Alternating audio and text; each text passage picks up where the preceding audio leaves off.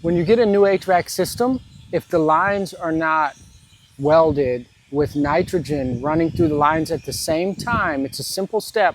If that's not done, that unit will run for about a year and then it will break right after that. So it's a very crucial step. It's one of the very important steps when a system is done. It has to be done right.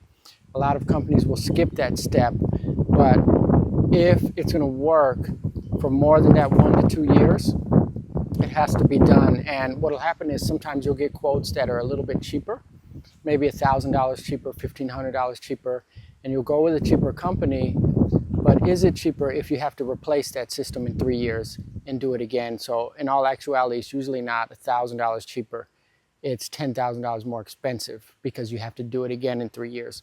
So you have to be careful when you're getting the quotes and you're just looking price only, because the process is very important. It's not the brand that matters, it's these little steps. So brazing with nitrogen is one of them, and the next thing would be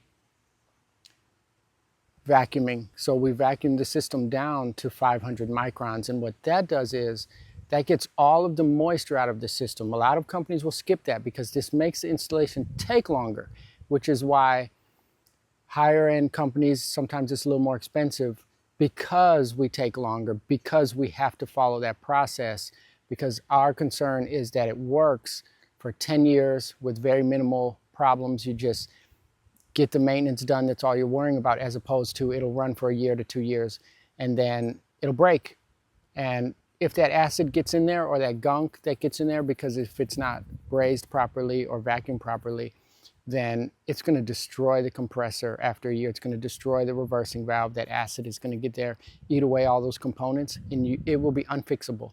It will have to be completely replaced. And a company that is cheaper, that doesn't do it right, they will not come back.